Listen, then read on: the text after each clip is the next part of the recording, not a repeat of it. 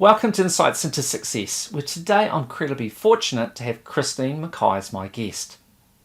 She grew up in a small town in Montana, excelling at school before going to university with plans to make her mark on the world. But that's where things went awry. For the next few years, she faced challenges that few people could overcome in quite the way that she has. This is a story of determination and resilience. She's an inspiration for women and men alike. Let's hear her story. All right. Well, thank you so much, Christine, for agreeing to come on Insights into Success. It's really cool to talk to you today. And it's lovely to have a female. I must admit, my interviews so far have been heavily male-dominated, but that's not been a strategy. It's just been how it has been. And I want a much more even representation. So it's great to have someone like you on this podcast. So thank you very much for that. Well, I'm very honored. I'm very excited. I've listened to a couple of your episodes, and so I'm super excited. So that's well, yeah. And I mean, look, this is early days, and it's like anything. I think for all of us, is it's kind of like a growing experience. Hopefully, as you do it, you'll get better at it.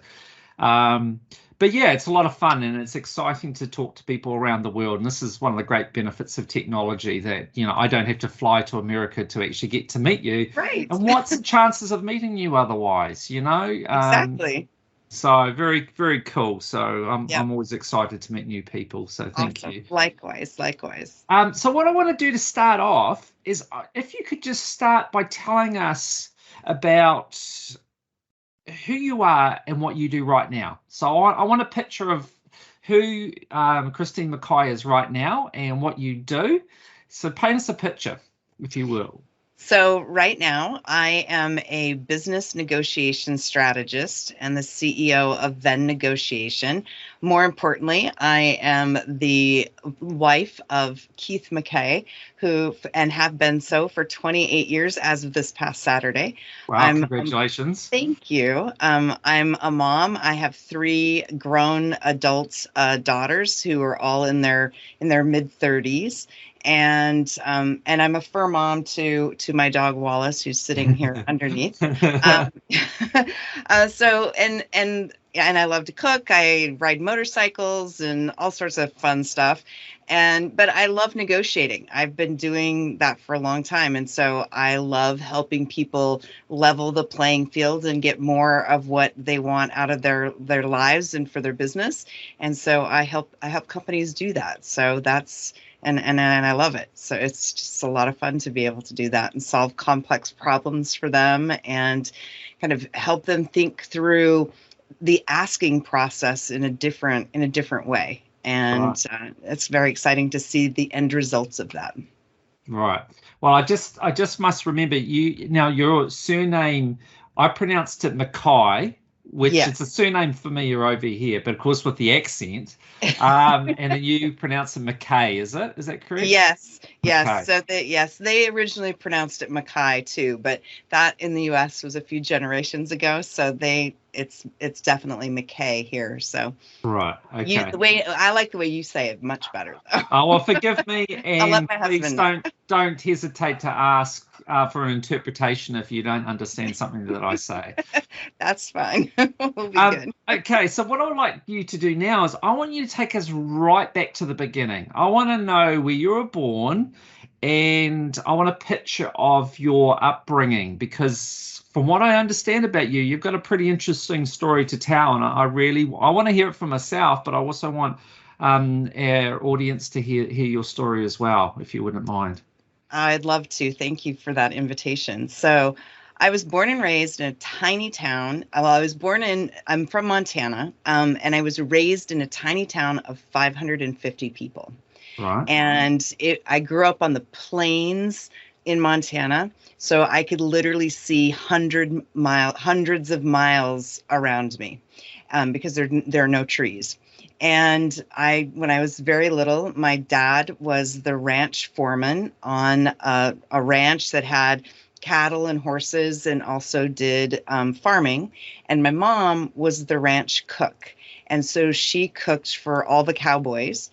And when I was a little girl, one of my chores was to ring the dinner bell so that the cowboys could come out of the bunkhouse to come and eat dinner that my mom had been cooking for all day.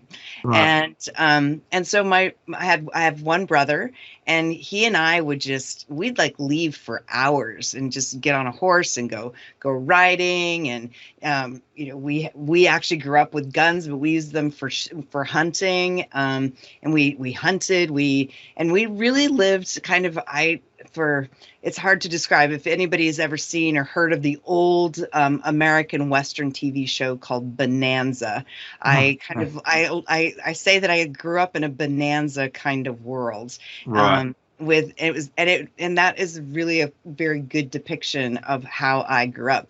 My dad's mom, her family were homesteaders in Montana, and so we had a very deep culture in that state, which was brand new, right? So, but we kind of embodied that whole universe of things. And when I was in high school, I had a really successful high school. I was an honors student. I was a foreign exchange student. I competed in public speaking. I was even a beauty queen, and I was voted most likely to succeed in my class. And so then that was all great. I actually didn't like very much where I lived. It was very isolating. I had a much bigger view. I wanted a more world view. I needed to get out of kind of the small town kind of world, because I wanted to live kind of I wanted something more expanded. And so I got accepted to a university in Montana, in Missoula, Montana. And I went there, and a terrible thing happened. Well, I thought it was a terrible thing at the time. I found out that I was pregnant, and I wasn't married. I just lost my job, and I got evicted from my house. And so I had gone from having this amazing high school career full of promise and hopes and dreams to living out of the back of a 1972 Chrysler Newport with my black cat, Athena. And so at that point, were you still at university? I dropped out. So Right. I essentially, for lack of a better term, I essentially had an emotional breakdown. I remember, it was not long after I found out I was pregnant. I took all my trophies. I took my record collection. I took my tiara from my beauty pageant, and I smashed all of them. Wow. I destroyed all the vestiges of what I thought was, this great version of Christine, who clearly was not so great. And so I destroyed everything that reminded me of that time, because I didn't feel that I deserved it. I felt like I was a fake and I was a fraud, because if I was really that great and had that much potential, I wouldn't have been so stupid as to get pregnant and not be married and not be able to support myself. And so looking back on that, that you were so hard on yourself, what do you put that down to? Why do you think you reacted quite the way that you did? Well, and I'm actually still I actually had one of my mentors just this week say, Christine, you are just way too hard on yourself. Yeah. So I haven't quite figured out how to move beyond that. It always sucks to kind of look back at how you were raised. And as a mom, it's like I sit and wonder, how much do my daughters get to look back and say, oh my God, I'm screwed up in this way because of my mom, kind of thing. But my parents were not, they love me, but they love my brother, I believe, in their own way. They do not have the ability to show that very effectively. Right. And so their way of showing it, especially for my mom, was to be very, very critical.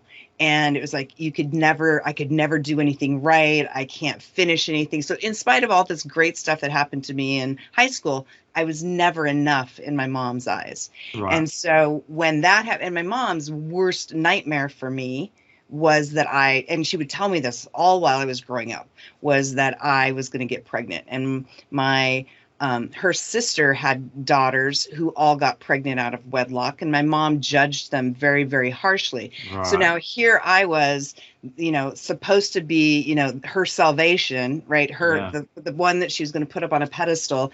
And now I was just as horrible as my cousins were. That was what was in my head. And right, Right. that's one of the hard things is the stories that we tell ourselves. What is those do more damage than the stories that actually people tell us. When we get into our own heads that way. And my mom and I've talked about some of this stuff, not as much as we probably should or could, but I know that she and my dad love me. It was at that time, I just felt like such a huge disappointment and a complete failure in Right. her eyes. And I wanted her to be proud of me. Right. So how did you get yourself out of that? Because that would have been a big hole to be in with that all that expectation for you and what you were going to do, and knowing that to become pregnant at a young age, how your family would see it. How did you get yourself out of that? Because that must have been pretty tough on you mentally. Yeah, it definitely was. And I didn't do it by myself. I've met this woman just randomly. So I'd been living in my car and sleeping on some friends' couches and stuff for about 6 months. I'd lost 20 pounds during my first 2 trimesters of my pregnancy. I was very unhealthy. And I met this woman named Roxanne Yukon as had stopped living in my car and I'd found a place to stay. She was living in the same building that I was, and she saw something in me and she challenged me. She challenged me to take a blank piece of paper and write down 4 goals. And she was a very religious woman. And so she's like, just write down 4 goals and just pray on those goals. Yeah. And the first time that I went to the welfare office, the assistance office here, they said, what do you want to do? And I blurted out the first of those goals, the one, and it's the only one of the 4 that I remember. And that was, I'm going to go to Harvard. Wow.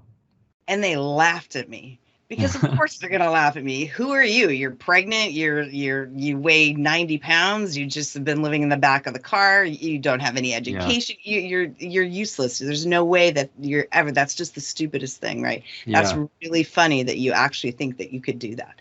And so, so she gave me hope. But at the same time, because I didn't believe that I had convinced myself that I wasn't capable of making good decisions for myself. So I met a man who was more than happy to make my decisions for me. And I abdicated my decision-making power to him. Right. Believing that he was going to do right by me.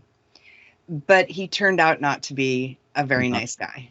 Right. And I had my oldest daughter. I was 19 when I got pregnant. I had her when I was 20, and I had 2 more kids. I had a kid at 21 and another kid at 22. So 20, wow. 21, and 22, I had 3 kids. I was pregnant for three years.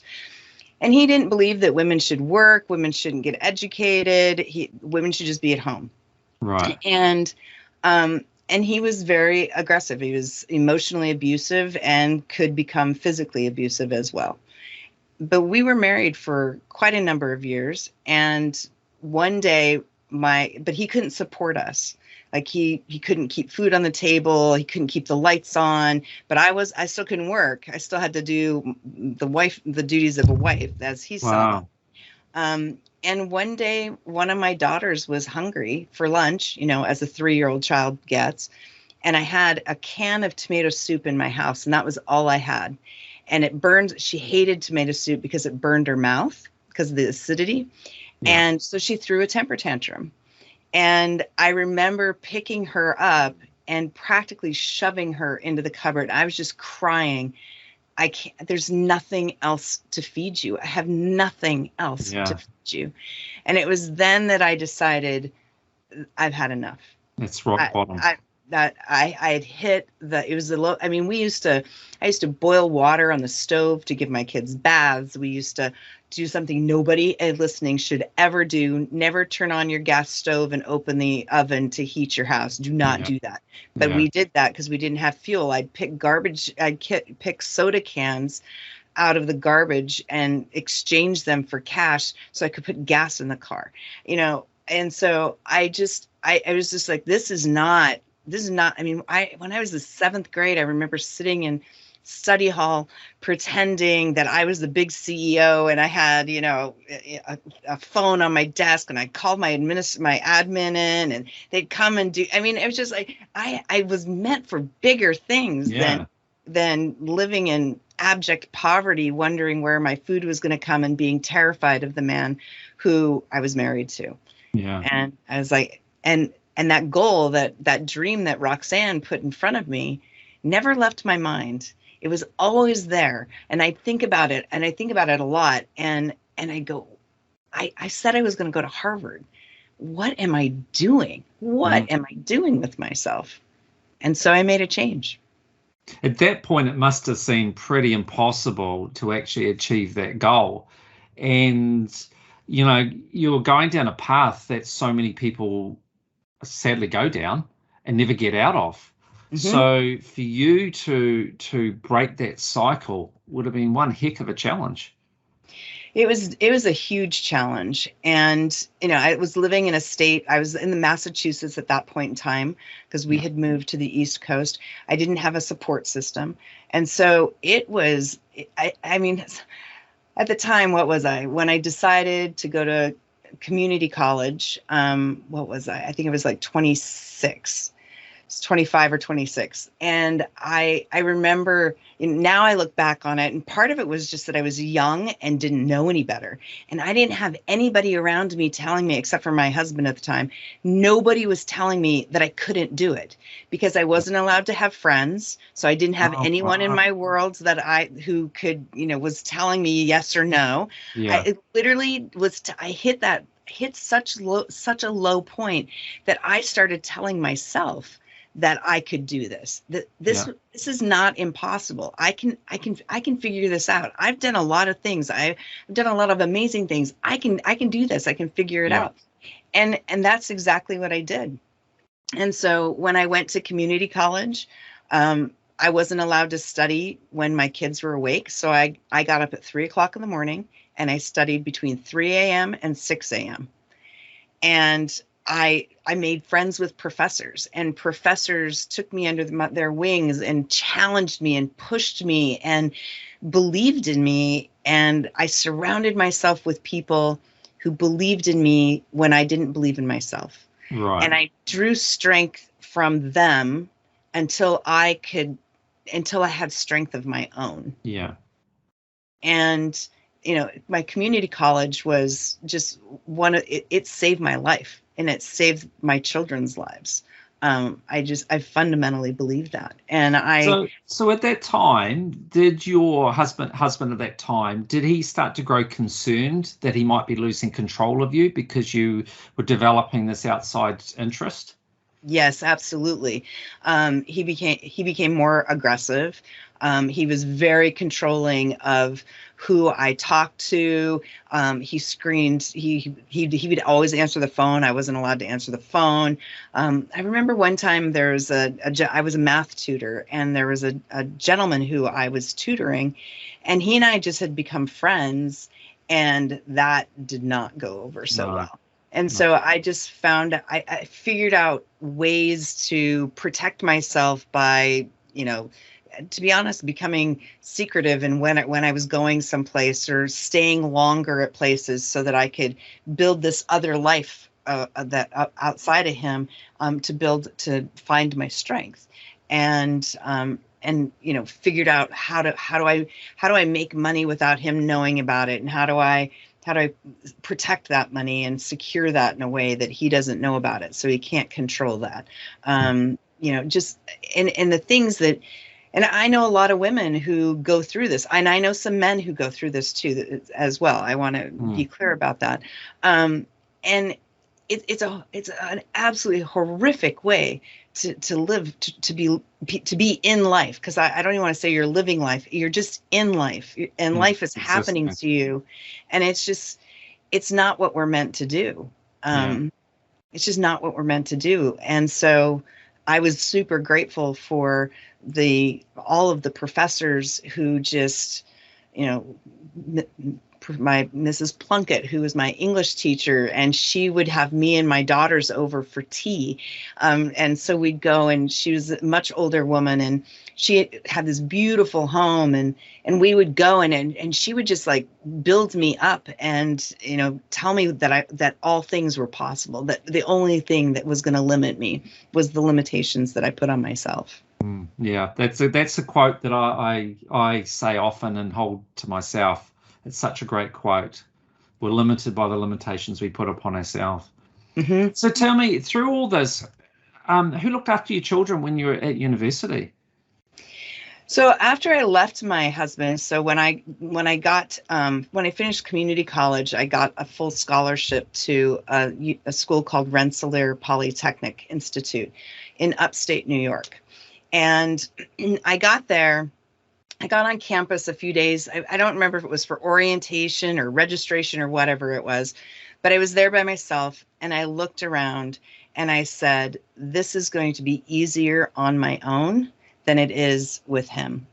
And so I went to the school and I said, because I hadn't planned on living on campus or moving or anything, I was going to commute. And I said, I need to change that. I need to move here. I need to get my kids in daycare, all of those kind of things.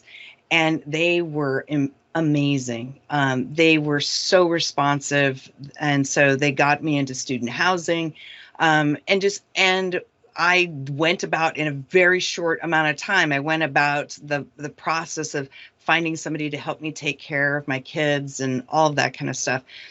In today's world, and at least today in the United States, it'd be really hard for somebody to do what I did. Right. We just had a case of a young woman who left her 10-year-old daughter with her 4-year-old son so she could go work. And they weren't very far away. She was like 1 or 2 blocks away from where the kids were, but her 10-year-old was watching her, and they arrested her. Oh, wow. If there's, I mean, my 6-year-old daughter would at times be the one watching my kids in gaps where, you know, for an hour gap, right? Yeah. I had a 12-year-old who regularly watched my kids after school. But I had this one guy who was in class with me, and he said to me, we were sitting in class one day, and it was toward the end of my first semester, and I needed to get out of the house. I needed to blow off some steam. I needed to do something. And I turned to him and I said, do you ever get home cooked meals? And he's like, no. And I said, well, I can't afford to pay you, but I'll cook you dinner if you come and watch my kids for a couple of hours. And his name was Dan Seligman, and Dan became like he was omnipresent in our life. Right. He watched my kids on the weekends, and every once in a while he watched them through the summers. And I paid him what I could. And it opened my daughters up to, because he was Jewish, and it opened my daughters up to this new culture, this new world that they didn't know anything about. We celebrated Jewish holidays with him, and it was just amazing. And and I had professors who would give us money when they knew that we couldn't afford things at the time. And It was really about having people around me who supported us, who helped us, and my not being arrogant and thinking that I had to do this on my own. It was hard to accept help. When you're in a position where you have to accept help, it's one of the most demeaning, demoralizing things. And I often tell people, you can't truly understand what it is to give until you've had to receive. Right. But we received. And so now I like to give as much as I possibly can. Oh, that's cool. And so what about when you actually split with your husband? From what you've described of him, that would have been a pretty hard thing to have done, I would have thought. Oh yeah, it was definitely a very hard thing to do. But I essentially locked the doors and put him out of the house until I could get all the kids' things and my things together Yeah. and get moved. I had a friend who helped me do that and helped move me to the where Rensselaer was, and and then he like came around a couple times, but he was pretty much out of the picture, Yeah. and I as within a fairly short amount of time, Right. and make being in a different town made that easier, made that break a lot Yeah. easier. So Yeah. yeah. Okay, so you're at university, you're juggling three daughters and trying to complete your degree. Tell Yep. us more about that. That's one heck of a challenge. Yeah, it was fortunately, I mean, one of the blessings that I've been gifted with is that I'm a good student. Being a student comes easily to me. Yeah. So that was a blessing, because if it was hard, if being a student was hard, it would have been much more difficult for me to be successful in that environment. Yeah. Um, but I mean, I didn't do lots of events or get super involved in school, but I did have a couple of things that I did. And I was a very good student, and I was great with my professors. And I graduated cum laude, and so with Wow. honors. And I landed one of the highest paid jobs out of school, and started doing international mergers and acquisitions work for what's now Verizon Communications in the United Wow. States. Wow. And school was hard. I mean, I never thought I was great at math. But Rensselaer is an engineering school, and so I had to take some very challenging mathematics courses. And I Right. remember one class which kind of really sums up a lot about who I am was linear algebra. And I had to keep a B grade average in order to keep my scholarships. But it Yeah. was getting a D in that class. And I didn't understand it. It went over my head. I was so confused. I would come out of that class in tears. And before the final exam, the person teaching it said to me, he's like, "You have to get an A on this class, on this final exam, in Wow. That's order to pressure. get a B." Right, exactly. So it's my first semester. And so he's like, "I will tutor you and help you get ready for this exam." And so he spent like 5 hours with me. And I just studied and I studied. And I don't know what exactly he did, but something clicked. And Right. I don't know if it was the pressure. I don't know what it was, but something just clicked. And I got a 97 on that exam. And Wow. not only did that, I fell in love with linear algebra. I took multiple linear programming classes after that and got A's in every one of them. And it Wow. was just, and it kind of goes to, I had a self-limiting belief that I wasn't good Yeah. at math, because when I was in my high school, our teachers told us as girls that we shouldn't be doing math. Right. Right. That's not what we're supposed to do. And so I believed that. But once I had that breakthrough, I actually found that I actually really enjoy math. Not all math, but a lot of math I Yeah. really like. Isn't And that it was amazing? just, yeah, and it's just like those self-limiting beliefs that hold us back in Yeah. so many aspects of our life. Wow, that's incredible. That's quite a stark contrast to go from a D to suddenly getting, what did you say, 97%? And 97 on the final. That's stunning. That's just absolutely stunning. You wouldn't imagine someone being able to turn it around quite that Yeah, much. it was incredible. And I just am really appreciative of him, because it was like he just gave me a very tangible experience with, I didn't have the term self-limiting beliefs then, but in retrospect, that's exactly what it was. It's like I could do something differently if I changed my attitude about it, and if I allowed myself to see myself in a different way. So through your journey so far that you've told me, you've had a lot of people that have stepped up and helped you. Now, what do you put that down to? Obviously, there's been something in the way that you have behaved, your demeanor, that's really attracted people to the point they've been willing to help. But what do you put it down to? I I also love, I mean, it's a two-way street. So anyone who gave to me in one way, I'm always trying to give to them as well. Right. So, and to give to others around them. So it's not just about the person, it's about that person and the people that they surround themselves. How can I, and I approach business this way. How can I be supportive? How can I had a very big American celebrity I interviewed on my podcast, Jillian Michaels. And she's a huge celebrity here. And it went really well. And she had me on her podcast. Yeah. And so, but in the course of like promoting and stuff, I got to meet her audio engineer, and I got to meet her publicist. And it's like, I could sit and focus on the fact that I had Jillian Michaels on my podcast, but I built such an amazing relationship with her publicist that I've had 4 of her publicist clients on my show.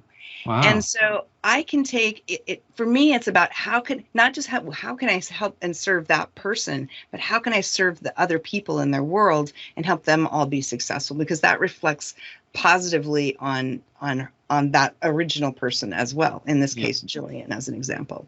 Yeah. And I think that I just have always enjoyed doing that. I like that interconnectivity amongst people. It's part of why I love my work as a negotiator, is because it's about figuring out how to connect people and ideas that may not necessarily seem to fit entirely, but there's a way to connect them. And that's really fun for me to explore. And I think that people recognize that or see that in me. And I'm also incredibly positive, even in the depths of the various hells I have lived through. I'm always looking forward to the future. Like my greatest inspiration is humanity. I love human beings. They give me so much hope. And so I think people sense that in me. So like going back though to when you got pregnant the first time and you kind of threw all your stuff out and felt like a failure though, how long did that last and how did you get yourself out of it? Because obviously the person I'm talking to now and the person that went on to go to university like you did was very different to the person that you were at that point in time. So how long did that last and how did you kind of get yourself out of that a bit and start to see the light at the end of the tunnel, as it were? It actually, I mean, it was, so I decided so once I started working at Verizon, my dream of, well, even before that, when I was at school, it's like Harvard was now closer in. Yeah. I mean, it was like I could see it. It's more and when viable. I started and when I started doing international mergers and acquisitions, I was working in Southeast Asia and then in Eastern and Western Europe primarily, and then it was like solidified that I was going to at least apply to Harvard. Yeah. But when I was there, and so I did, and I got accepted, and which was like an unbelievable, like I remember the day they'd tell you what day you were going to get your letter saying whether you got in or not. Yeah. And the postman got there, and it was February 14th, and the postman got there to deliver the mail, but he started on the opposite side of the street. So I was in his last house, and I was like, there's a big envelope. There's a big white envelope. And I literally watched him bring it around. And so I got this big white envelope, and I was terrified to open it. So I had remarried at this time to my amazing husband, Keith. And so when he got home, I made him open it.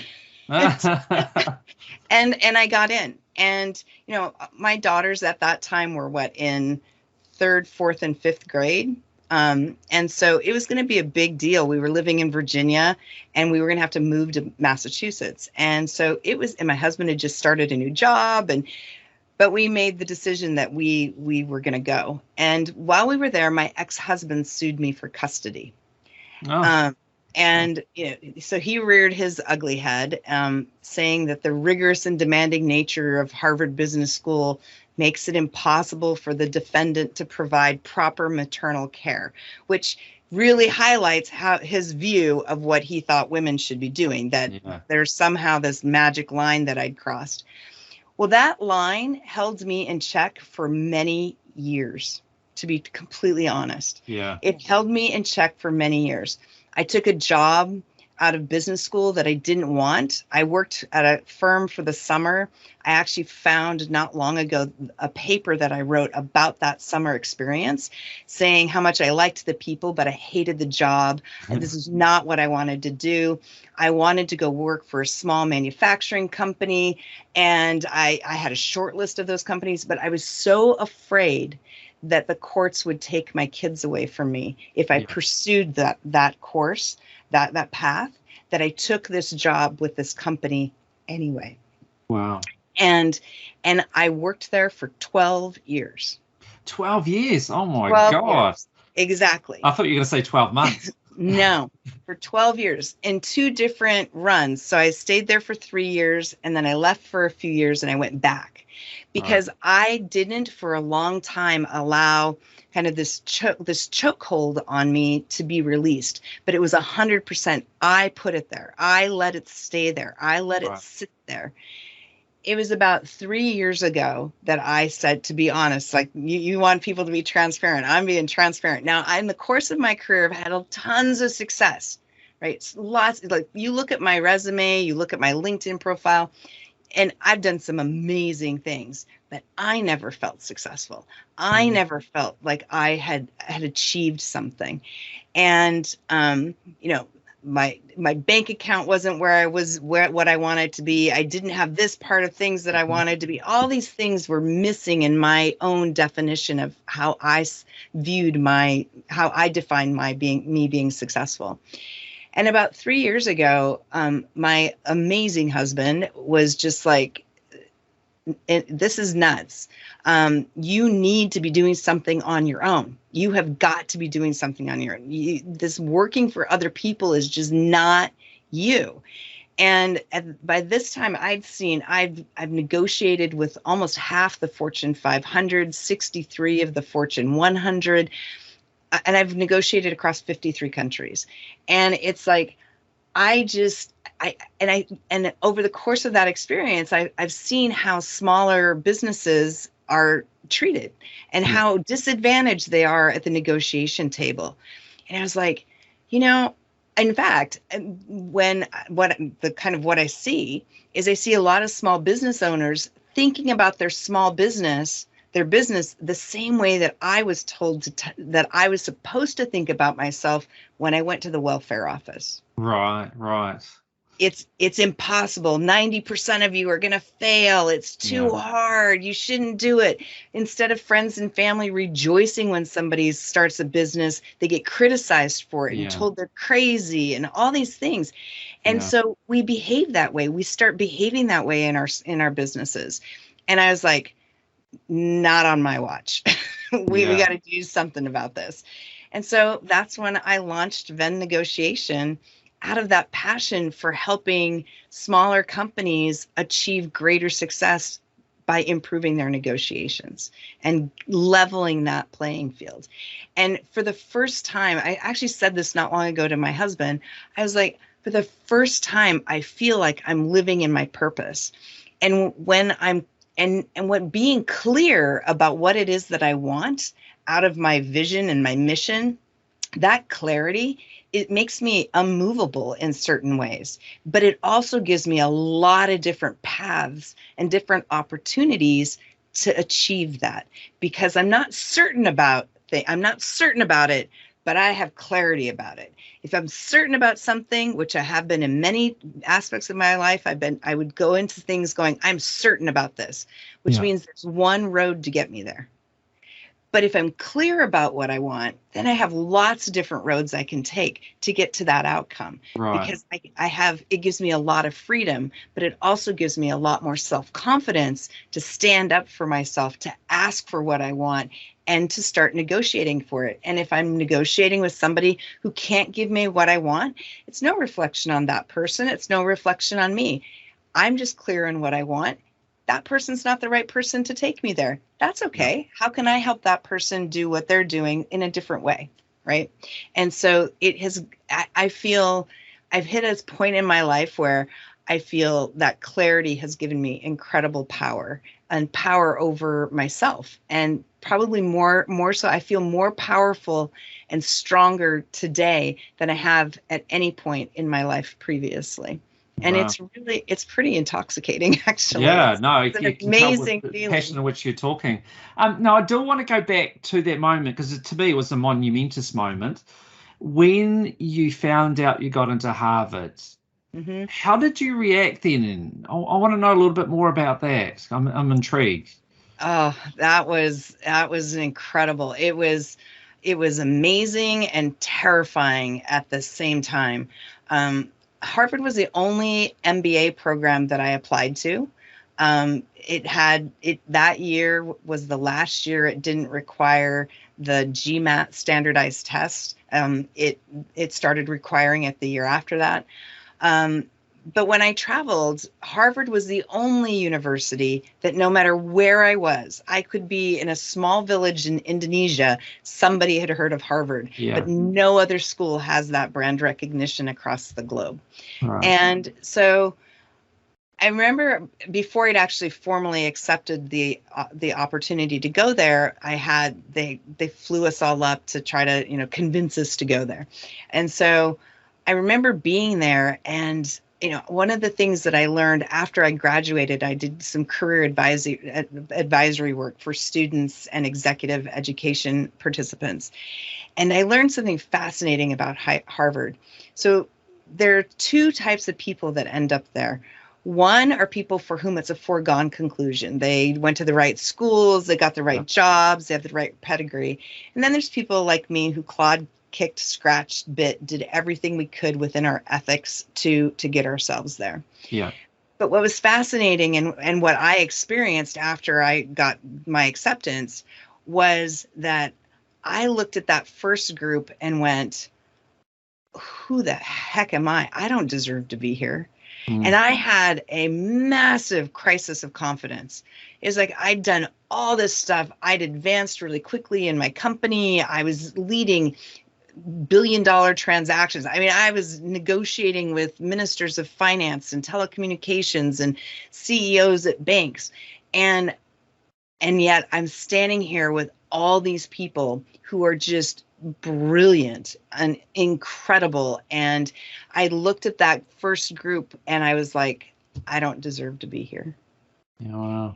And it was really hard. And when you're at Harvard, your first term, everyone is like, everybody's used to being like top in their class, top in their company, outperforming, just crazy.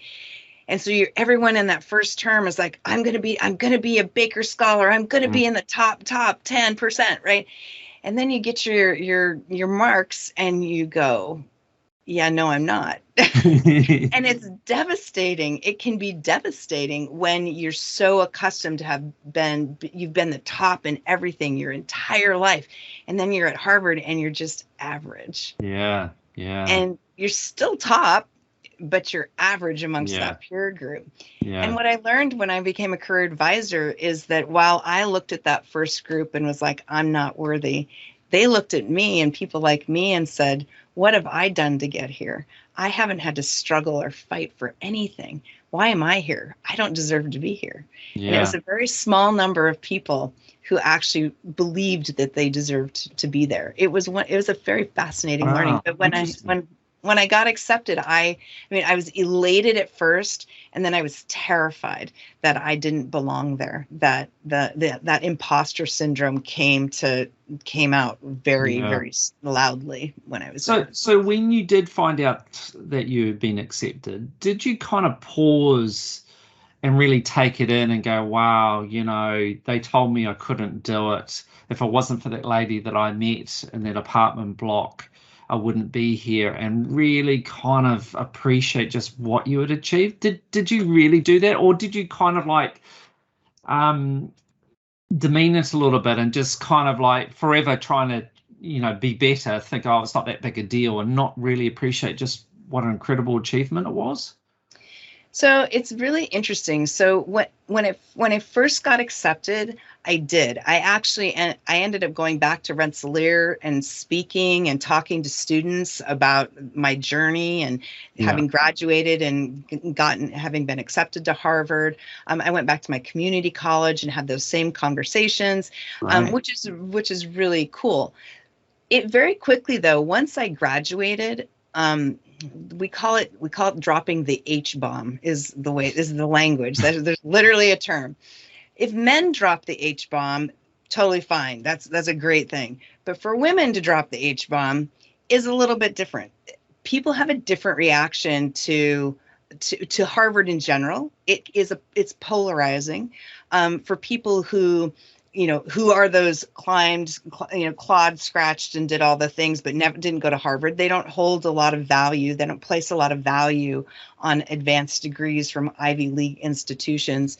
Yeah. And so I'm careful about being aware of who I'm talking to.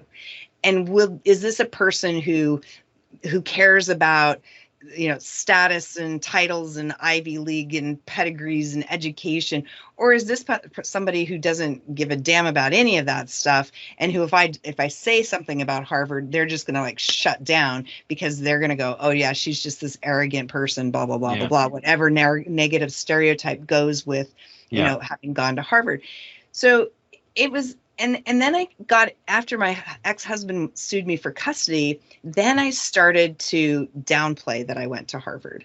And it's only been in the last few years that I'm actually really proud of what I've accomplished. But for a long time, I discounted. And I'd say to myself, well, if I could go to Harvard, then anyone can go to Harvard. Well, frankly, that's not true. That's not true. Yeah, that's clearly it's not true. Right. And there's not, to the best of my knowledge, there's no other woman either before or after me who has done what I have done, who went from living in the back of my car, having 3 kids at such a young age, and going and graduating with my MBA from Harvard. To my knowledge, nobody else has done that. So clearly, not everybody can do it, because if everybody could, then more people would. Yeah. And so but it's taken me a long time to get really excited about that and to turn it around, because I didn't want it to be an arrogance thing. But now I've turned it around to how do I empower other women and young women to do the same? So I sit on the board of directors of 2 nonprofit organizations. One is called Motivating Our Students Through Experience. And we work with inner city girls starting in the 7th grade through high school, helping them to get into college. They're all of our scholars are young women who are first generation going to college. And I help them create that dream. I help be Roxanne Yukon for them. I show them that it is possible to go from living in welfare and living in the projects or living on the street to actually having an advanced degree from an Ivy League institution. And the other organization is called She Is Hope Los Angeles. And we work with single moms and help support them and help them get back on their feet. And we're trying to redefine welfare in the United States through education and low-cost housing that we are looking to provide to people, so that single moms who often leave their homes without an education, without credit, without money in a bank account, with many times just with the clothes on their back, and true for their kids too. We're all about helping to set them up. And so for me, it's about how can I be Roxanne? And Roxanne is no longer with us. She passed a few years ago. And so I am like, every time I am like trying to live her legacy. I want to be as amazing to others in that situation as she was to me. And I want to believe in people like that. And the amazing thing is that you've walked the talk. You know, when you're working with these people, you can tell them or share with them your story, and it's all happened. And I mean, what better inspiration, what better evidence do they need of what can be achieved than what you've done? It is. It goes back to what we talked about earlier, right? We are our own worst enemies. Like it's so easy for, our minds to like I've been sick this last month and I was talking to somebody about it. I have this throat thing going on and I don't know what it is. The doctors don't know what it is. And I said, you know what it is? I'm on the verge of doing something amazing and fantastic. And my reptilian brain is going, oh, no, no, no, no. We want you to be safe. We don't want you to do that new thing that you're trying to do. We don't want you to do that. And I said, I swear to God, I am convinced that my body is telling me you're sick and that so you can't, we're not going to let you do that. I'm not going to let you do that. And I'm like, to heck with you, right? It's like, I'm not buying into that garbage. Yeah. And so it's, but our brains tell us these things about what we can and can't do. And then we listen to people who we should stop listening to. I love my mom and dad, but I don't talk to them about my business. They don't ask me about it. They don't want to know about it. And that's okay. We'll have a relationship outside of that. And I don't need to, I have other people I can talk to about those things because it scares them. Even though they became entrepreneurs in life, it still scares them because they want me to be safe. They want me to live a life kind of like similar to theirs. And they don't understand what I do. And so we have to put people in our world that believe in us, because there are going to be times when all of us have that crisis of confidence. And we wake up in the morning going, I don't think I can do that today. And we need somebody who's our cheerleader. And, fortunately for me, my husband is my cheerleader. My husband actually is an investor in my company.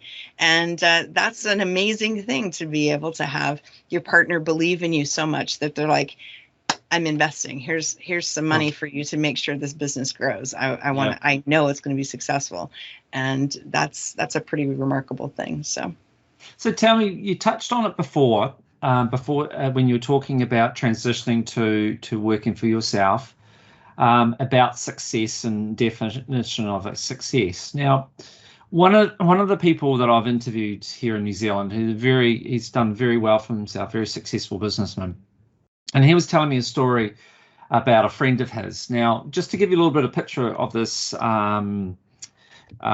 businessman, he has financially been very successful, but he's also spent a lot of time with passions of his, which have been charities. Like he has helped out with, he's had different medical problems, so he's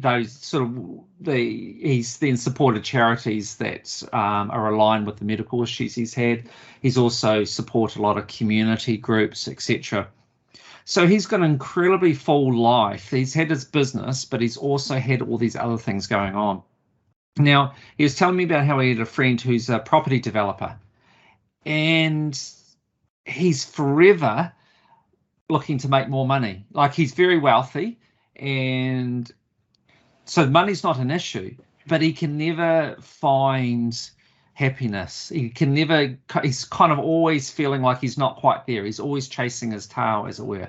Whereas the investor, the businessman I talk to, feels a lot more content in his life. And it just strikes me that there are a lot of people out there with their definition of success is such that they never actually achieve it. And that they might put a definition down, they achieve it, but then they push the goals again. So they keep pushing and they keep pushing it. Nothing is ever good enough. So, okay, you've got, say, $1 million in the bank. Well, no, my goal was now 2 million, and then it's 2 million, it becomes 4 million, and so on. And they never actually achieve happiness because they forever keep changing the goalposts, and to what extent they potentially don't have a complete life. They may have aspects which they do well, but there's other parts of their life where they feel very empty. So, yeah, I mean, and it just strikes me with you and what you're saying before about always being a harsh critic of yourself, that it sounded like you're kind of going down that path of, wouldn't matter what you did, you could always do better, and you're forever chasing your tail to try and feel complete. But clearly doing what you're doing now, and also what you're doing in the community, to me at least, appears like you're feeling a lot more complete and giving yourself a bit more of a break in terms of what is success for you. Well, I think that that last point just really hit on it. I think that when I see somebody who's chasing the bank account, and I know somebody who says he has an MBA too. He has a massive bank account, and right.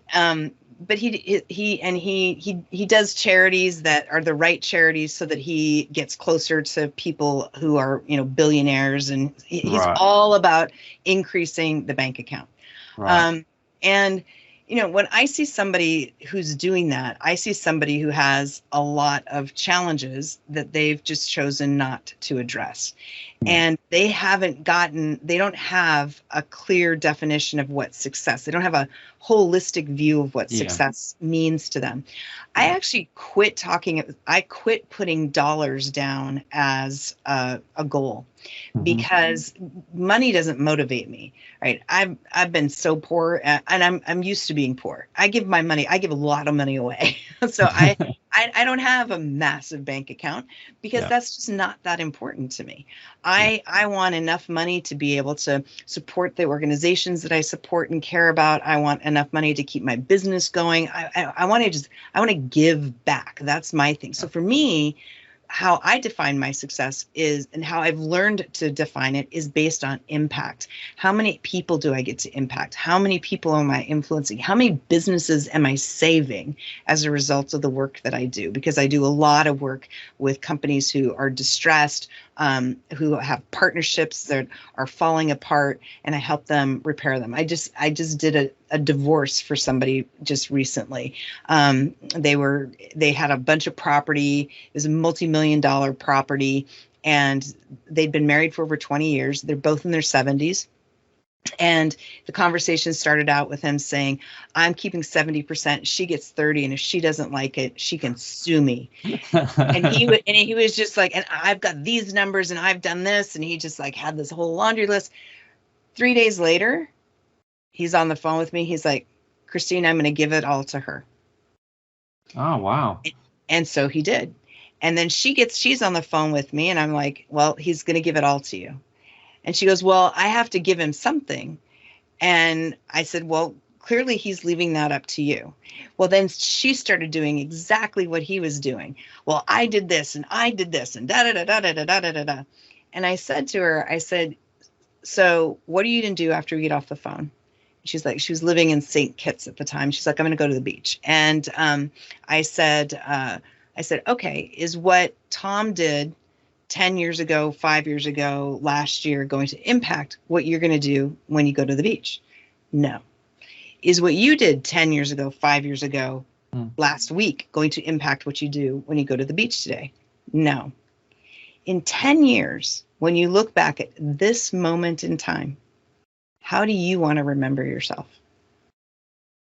So she gave him 50% of it back, at plus $50,000, because he had loaned her $50,000 for her business. And they call it a good karma divorce. Yeah. They now don't have to look back at those 20 years going, oh my God, I stayed married to that man I hated, for that woman I hated her. I hated him for 20 years. I wasted 20 years of my life. They don't have to have that conversation. Yeah. And I feel that way about business, right? Obviously it's a divorce situation, but the same, I see that happen all the time in business. And so my philosophy is that negotiation is a conversation about a relationship. And you cannot win a relationship, but you can get more value out of it. And so I take that approach and I put it into everything that I do, whether it's my charitable work, whether it's the business club that I'm involved in, is how can I help facilitate those relationships to make them better, to make them stronger. So look, I mean, I don't know to what extent, and you're probably something you know very well. I really don't know. But from my background, a thing that's always resonated with me is game theory. And with game theory, the optimum for a long-term solution is win-win. Now, listening to you, I don't know whether game theory is anything you've ever had anything to do with, but it sounds like very much that's your approach to negotiation. Would that be fair to say? Yeah, I actually really like game theory. I mean, yes, I mean, and I've done those exercises, right, where Yeah, either, a winner takes all, and there's yeah, never, if everyone takes something, the pot is always bigger.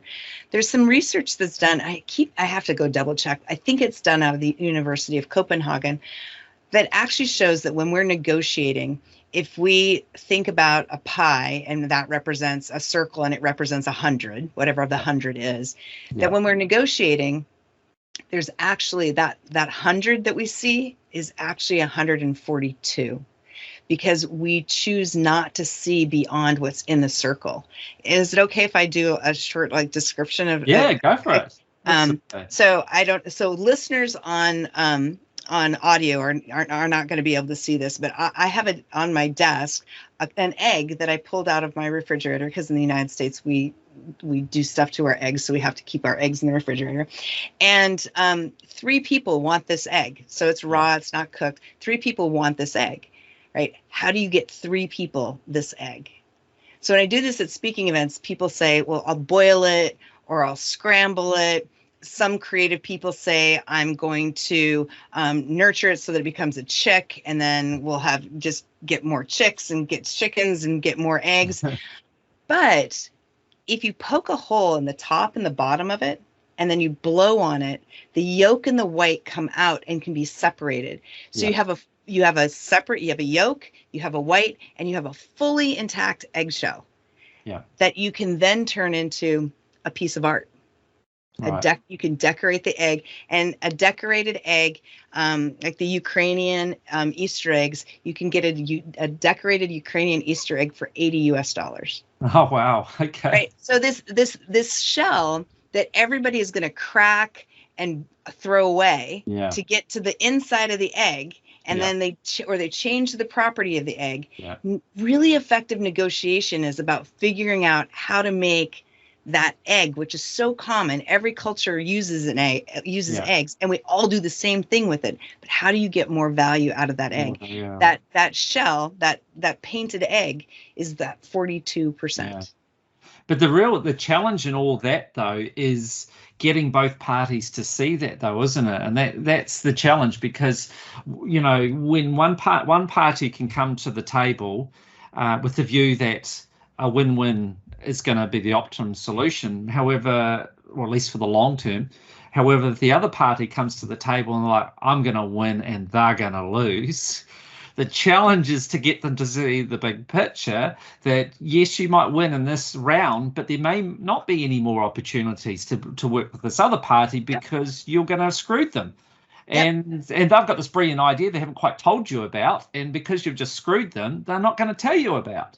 Whereas if you came to the party and we found a win-win, then they might tell you about this new business idea, which they'd then share with you, and then you get, like your analogy, then you find that keep the shell intact, and then suddenly it's worth more than the pie. Right. More than 100.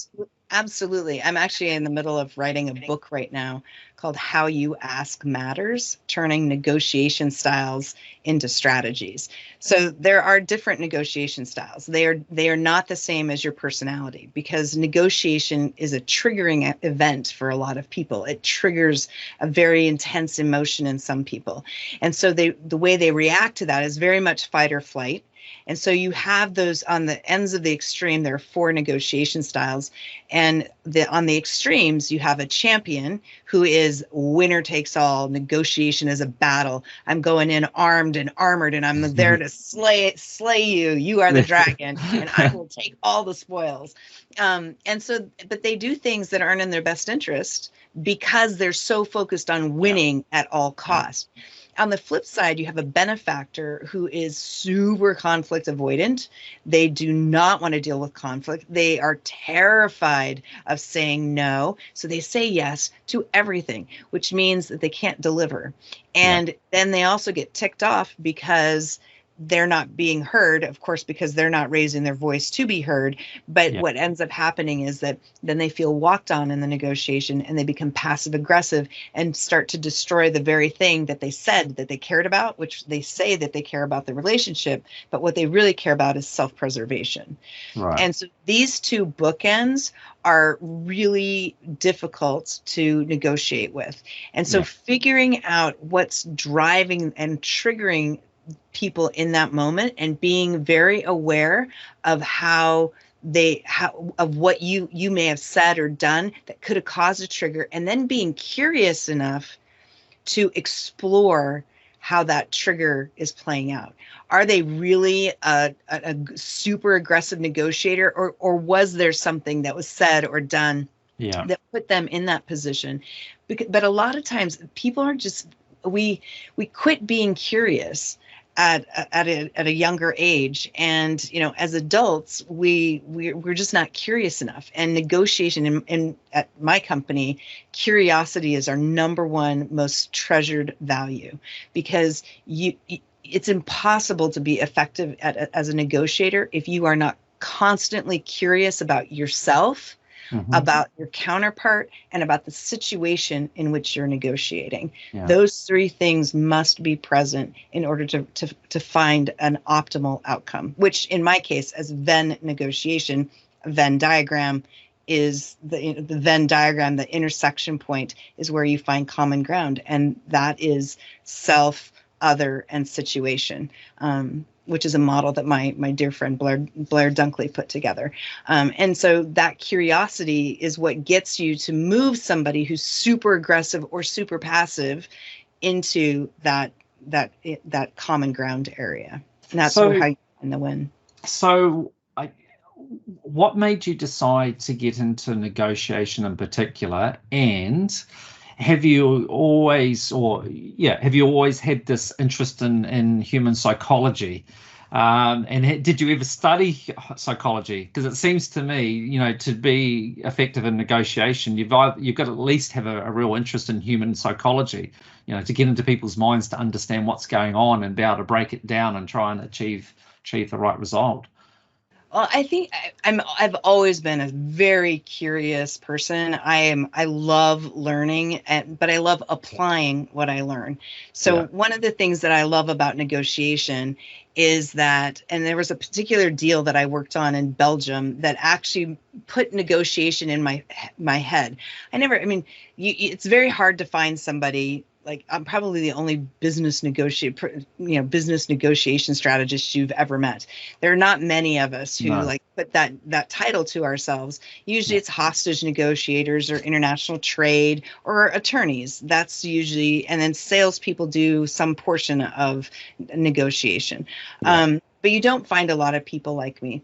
But what I love about it is that it encompasses, so there's so many things that our logo, the 3-circle Venn diagram, kind of depict.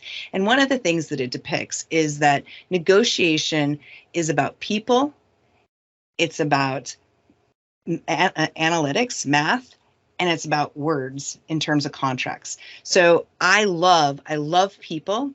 I love psychology, and I do study psychology, but I'm not like, I'd rather have the person I'm negotiating with tell me who they are and what they are, versus me try to figure it out. Like, I love asking effective questions. I love creating dialogue when people think that there isn't an opportunity for dialogue. I love making those moments happen, and that discovery process is what I love about the people side of negotiation. But I also love the analytics. I love, how does somebody make money? How does their business work? How do they fit in the market? Who are their customers? Who's their competition? How do they make their margin? What makes them successful? And I like asking lots of questions around that. How do you define success as a business? And then I actually really enjoy contracts. Contracts to me tell a story, and contracts for me they're risk mitigation tools that are written in a moment in time. They are written right now, informed by information from the past, And then that document's somehow used to divine what the future is going to be. And everybody puts so much weight in that. But for me, it's about how do you take all that and bring it into the moment and into the present, bring the people into the moment and into the present. Because most of the time, many people live either in the past, they're either so focused on the past that they can't be in the present or see the future, or they're so focused on the future that they ignore the past and can't be in the present either.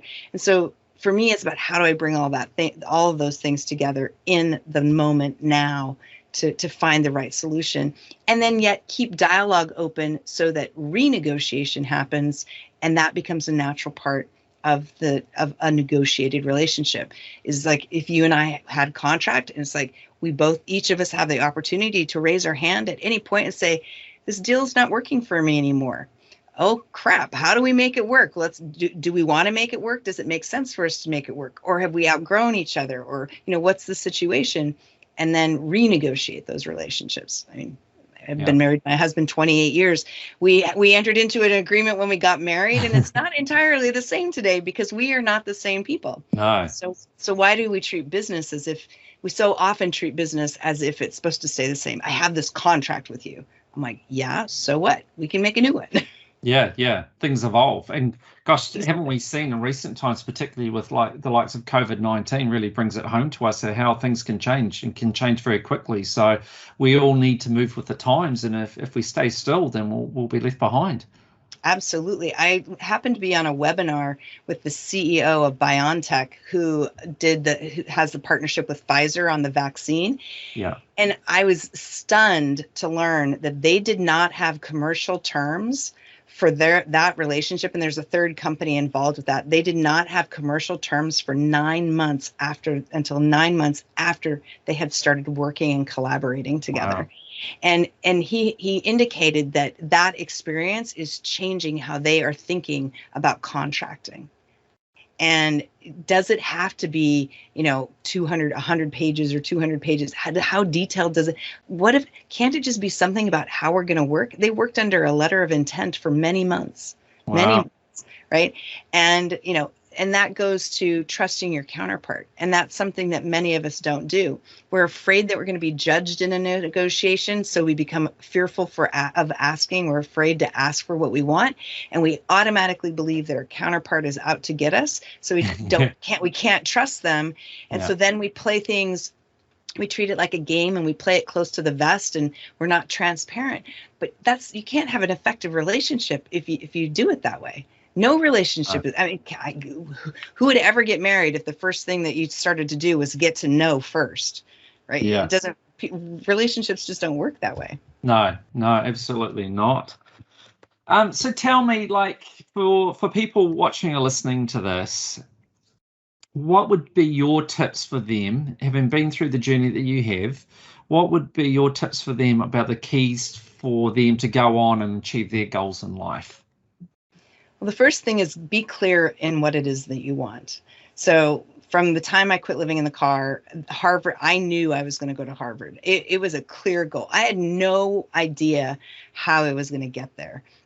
And so I had this saying, put your goals in concrete and your plans in sand. And, the goal may change, but change it with intention, right? Go, okay, I'm going to change this goal. Why am I changing this goal? Doesn't make sense. Is this what I really want to do? So be clear in what it is that you want, because that will give you so much more power. That'll give you more power than anything else. All the money in the world doesn't matter if you are not clear on what it is that you want. Yeah. And it just gives you that ability, and it gives you the power to say yes and the power to say no and to move on.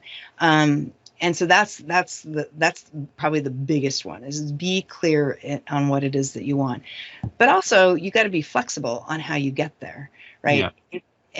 And not living in certainty of this has to happen, or this deal has to happen, or this person has to do this. Not living in that certainty, but relying on that clarity and using it as an opportunity to open other ways of getting to things, to stay curious about you and be very introspective. pay attention to what your triggers are. Know, like, that's a huge important thing for me, is like being very observant about when I know that when I'm getting triggered. Oh, that person has a triggering behavior. Is that somebody that I want to work with or not? Right? Am I able to manage that trigger or in myself or not? And if I can't, then that's not the right person for me to be working with. And that those things give you the ability to not really control, but to direct your life in the way that you want to direct it. And then make sure you're surrounding yourself with people who are not saying, oh, you're amazing all the time. I've actually cut a bunch of those people out of my life. Those are not the people. I don't want people telling me I'm awesome all the time and amazing. I want people telling me, Christine, you're great, but you really need to work. This thing you did, that was not a good thing. You can't do that anymore. Or you've got to think about this in this way.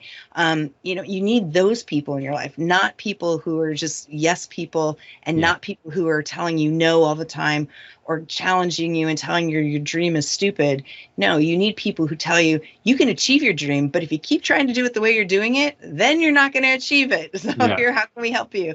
And always be looking to put those people in your life. And then I guess the last thing is, like, one of the things, this is an analogy that somebody just recently shared with me.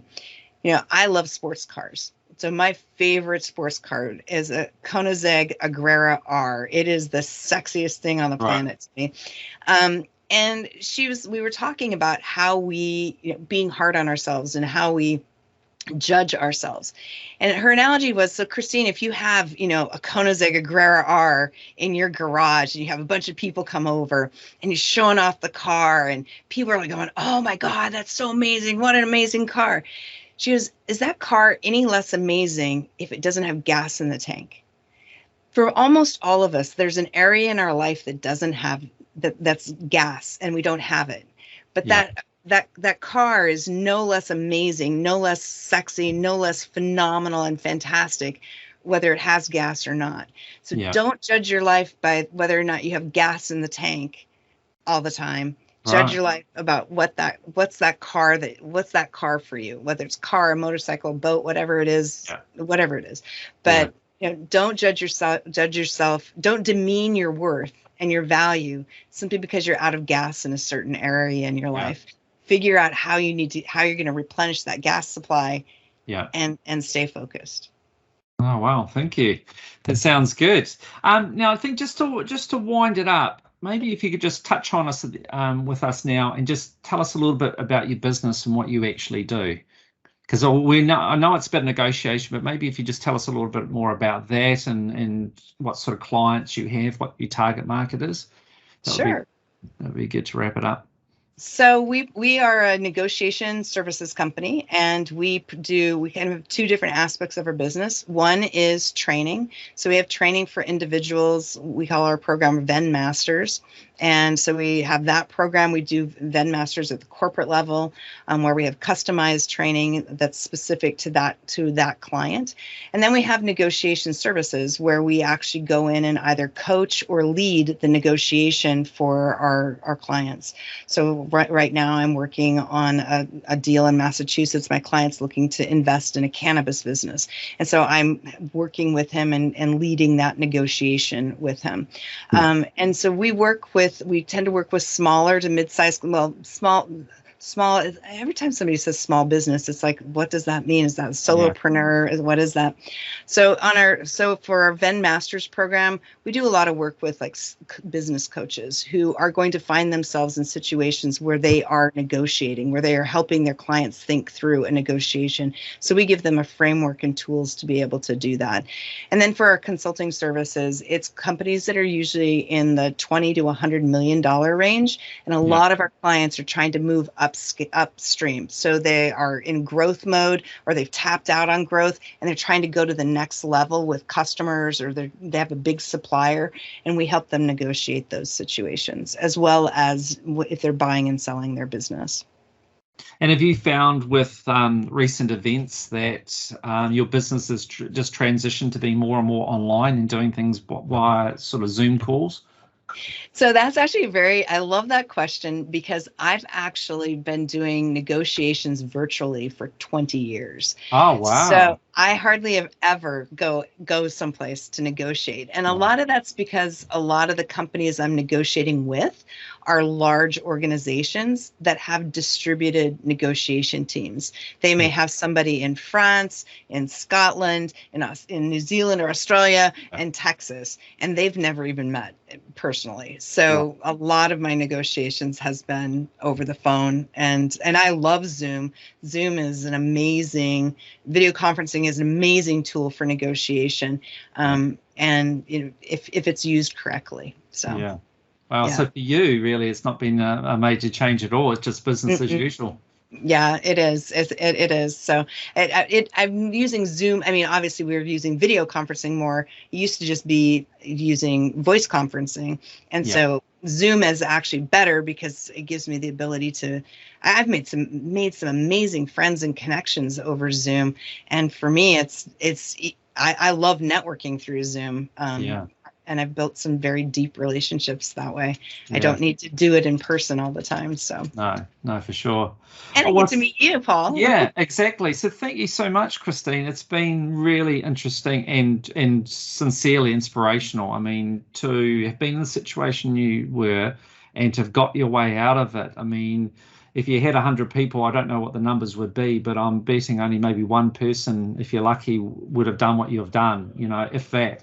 I think it's truly remarkable. And I think with what you're doing, hopefully you can improve the numbers, or at least with the people you touch in your life, that a lot more of them in a similar predicament to you will actually go on and find their success, whatever they deem it to be. But yeah, it's truly interesting and amazing. So thank you so much. And yeah, it's been really enjoyable. So thank you.